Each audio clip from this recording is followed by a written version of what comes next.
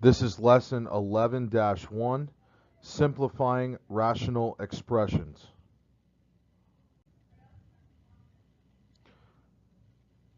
Undefined fractions are things that we have discussed before. Let's see if you can fill in the blank. For any fraction to be undefined, the denominator must be what? If you said 0, you're correct. Any algebraic fraction, we can find values for which the fraction is undefined by setting the denominator equal to 0. Once we've done that, we establish that any value that makes a fraction undefined is called an excluded value. Let's take a look at this example.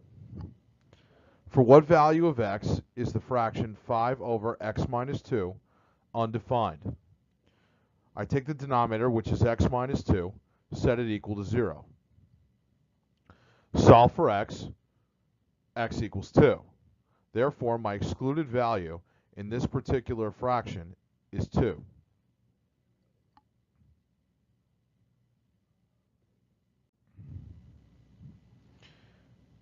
Here's some examples for you to try. Find the value or values of the variable that would make these algebraic fractions undefined. Pause the video at this point to give yourself a chance to try it on your own. Here are your answers.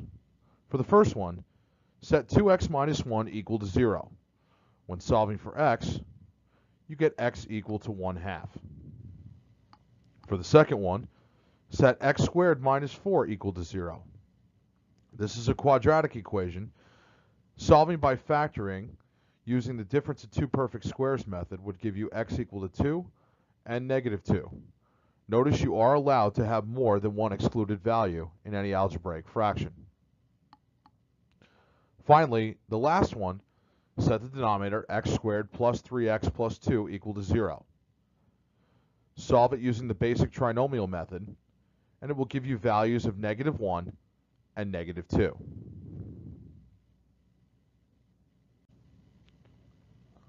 Let's take a look at the procedure of how to reduce an algebraic fraction to lowest terms. I'll have an example to the right as I do my steps on the left. The first step is to factor the numerator and the denominator completely. In my example, since I only have monomial numerator and denominator, there is no need to factor because monomials are unfactorable. Next, cancel any like factors. Key part in canceling any like factors is not to break up any pluses or minuses. I affectionately call them marriages. In my example to the right, I have x squared and x. X squared literally means x times x. So in the numerator of the fraction, I have two x's that I'm multiplying together. I can take away one of them, take the one on the bottom, and take one on the top, reducing the exponent of 2 to a 1. I'm now left with 2x over 10. The next step is to reduce any numbers possible by finding a greatest common factor. The greatest common factor of 2 and 10 is 2. So then I can reduce both by dividing by the greatest common factor, which in this case is 2. So 2 divided by 2 is 1. So I can change that to a 1. Now it's not necessary to put the 1 up there because again we have multiplication on the top of that fraction. 10 divided by 2 is 5. I'm left with what's on top, which is 1x or x, and I'm left with 5 on the bottom. This is my final simplification. For some people, this is difficult to understand that your answer could look like that. It does for some people because it's a fraction with a variable involved look ugly. Trust yourself in this particular unit that quite possibly some of your answers are going to be very ugly. Let's try some harder examples. Pause the video at this point to give yourself a chance to try both of these examples on your own. Let's start with the left side. I'm going to factor the numerator in the fraction By GCF factoring, I can pull out a 2x. Inside, I'm left with x minus 3. On the bottom, 10x cannot be factored because it's a monomial. Now I can cancel like factors. This x and this x can go away. Notice, I did not cancel out the x inside of the parentheses. This x is married to the negative 3 by the minus. You cannot break up binomials. Now, 2 and 10 have a greatest common factor of 2, so I can reduce it by dividing both numbers by 2. This becomes a 1, and this becomes a 5. My final answer here is x minus 3 over 5.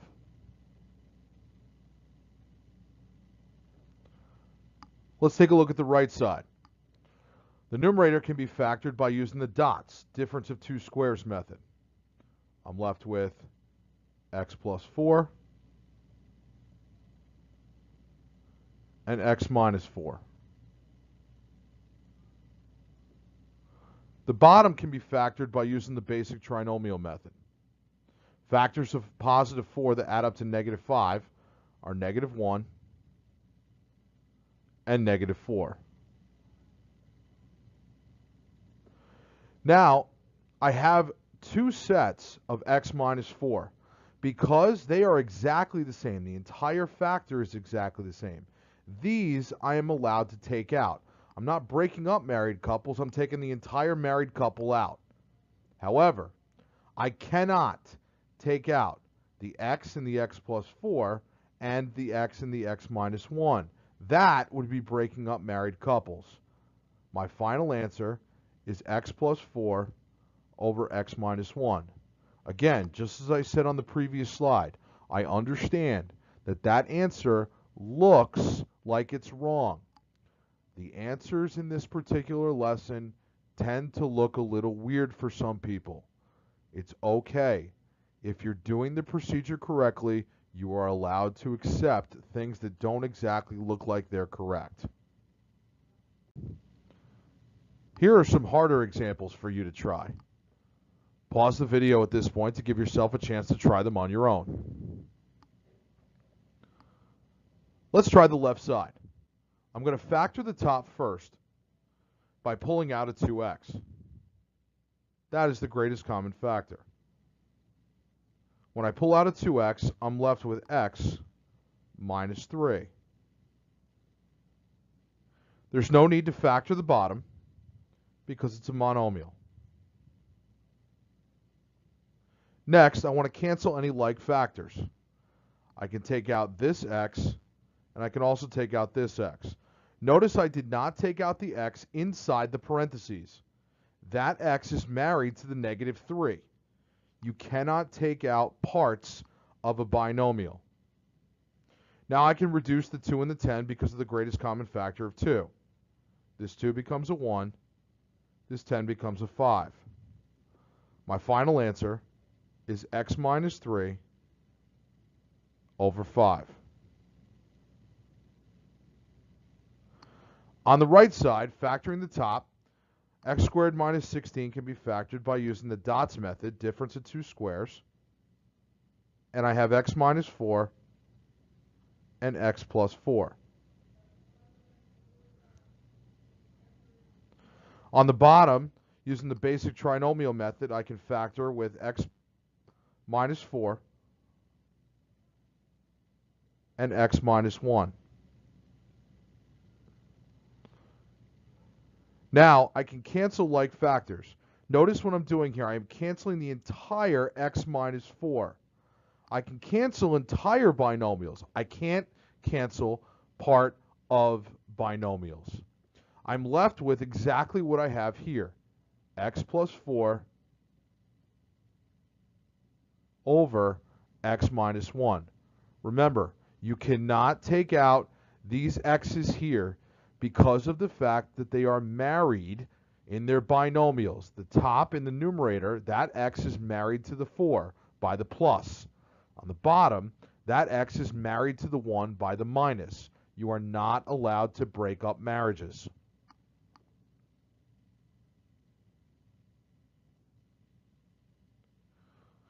Let's take a look at the switch rule. When you have a situation like this, places of parts of a binomial or even a trinomial are switched.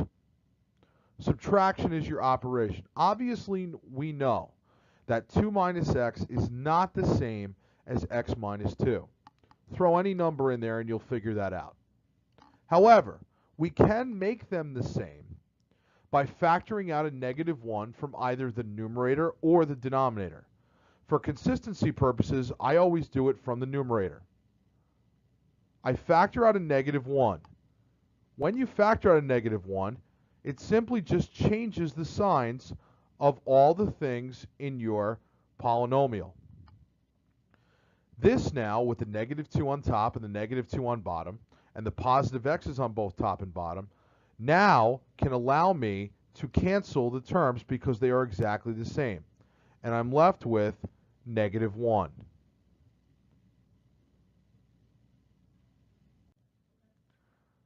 This is lesson 11-1, simplifying rational expressions. Let's first discuss undefined fractions. We have discussed these in the past. For a fraction to be undefined, it must have a denominator of blank. Try and fill in the blank on your own. If you said 0, you are correct. Any fraction that has a denominator of 0 is undefined. The reason for that is because, remember that fractions are division. It is impossible to divide something into 0 parts. So therefore, that answer is undefined. When we have an algebraic fraction, we can find the value for which the fraction is undefined by setting the denominator equal to 0. Here's an example. For what value of x is the fraction 5 over x minus 2 undefined? I take the value of the denominator, which is x minus 2, and I set it equal to 0. Now I'll solve for x by adding 2 to both sides, and we have x equal to 2. The value of x that makes the fraction undefined is 2. Here's 3 examples for you to try. Pause the video at this point to give yourself a chance to try the examples on your own. Here are your answers. For the first one, 3 over 2x minus 1. When you set 2x minus 1 equal to 0 and you solve for x, you get a value of 1/2. When we set the second one, this denominator equal to 0, x squared minus 4, that's a quadratic equation. We solve that quadratic equation using the difference of two squares method, and we end up with 2 answers for x, 2 and -2. In the third fraction, we set the trinomial equal to 0, and we solve it using the basic trinomial method, and we get 2 values for x that make it undefined, -1 and -2.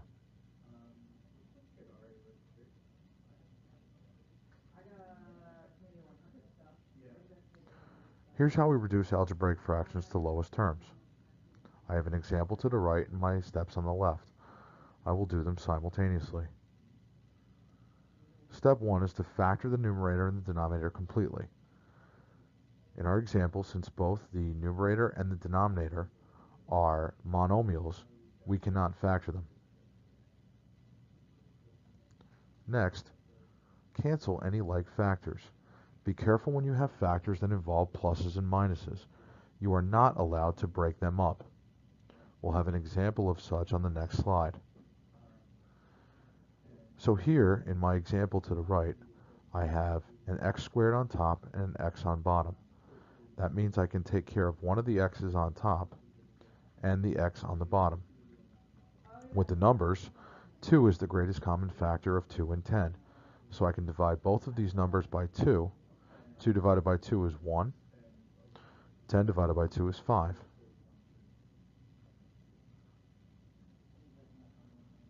The last step is to, as I just did, is to reduce any numbers possible. When I'm left with my final answer, on top I have 1x, which is simply x, and on the bottom I simply have a 5. So the reduction of this algebraic fraction is x over 5.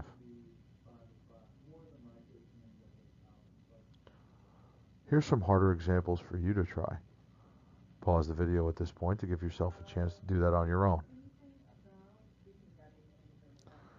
Let's take a look at the left side. The first thing I want to do is factor the numerator of that fraction. I'm going to factor it using GCF. The greatest common factor of 2x squared and 6x is 2x. So I have 2x, and I'm left with x minus 3 on top. There's no reason to factor the bottom with the 10x because it's a monomial. Now I can cancel out or factor out some factors. X and x can go. And notice I canceled the x that's by itself. I can't cancel this x on the inside of the parentheses because it is married to the minus 3. The 2 and the 10 can be reduced to 1 and 5. Then I'm left with my final answer of x minus 3 over 5.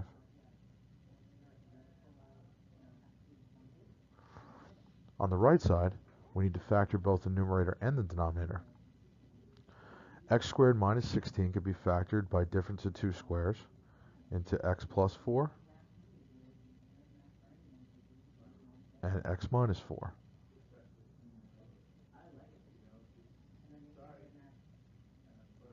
On the bottom, we can factor this trinomial using the basic trinomial method. Factors of positive 4 that add up to negative 5 are negative 4 and negative 1. So I have x minus 4 and x minus 1. Now I can cancel the x minus 4, the entire thing, with this entire thing on top, x minus 4. Remember, I cannot cancel the x's by themselves. So I'm left with my final answer of x plus 4 over x minus 1.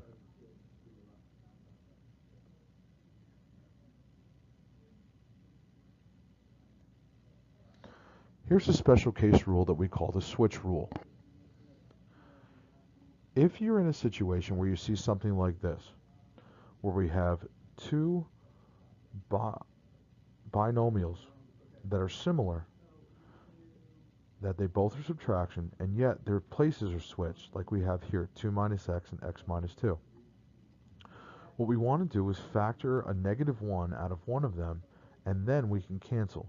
Remember, factoring out a negative 1 simply just changes the signs. So what I would do in this situation is I would place a negative 1 here, and that would change this to a negative 2, this to a positive x. The two binomials are now the same. So I can cancel this, and I'm left with simply negative 1. It's a special rule that needs to be accomplished and needs to be looked for when we're doing problems. Here's some more examples for you to try. Pause the video at this point to give yourself a chance to do them on your own. Let's take a look at what we have on the left side. On top, I have 2 minus x. And on the bottom, I can factor out of 4. And I'm left with 4 times the quantity, x minus 2. I have a situation here where I have subtraction on both top and bottom. And all I need to do now is factor out a negative 1 on top to change the signs. Now, this cancels out the negative 2 plus x and the x minus 2. I'm left with negative 1 over 4. On the right side, on top, I have 4 minus a and 4 plus a when I factor by difference of two squares. On the bottom, it's GCF factoring. Factor out a 2. I'm left with a minus 4. I again have a situation where I can factor out a negative 1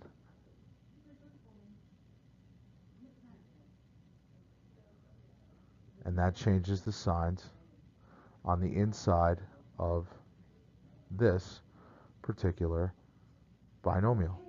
That means I can get rid of this and get rid of this since now they're the same. And I'm now left with a negative 1 times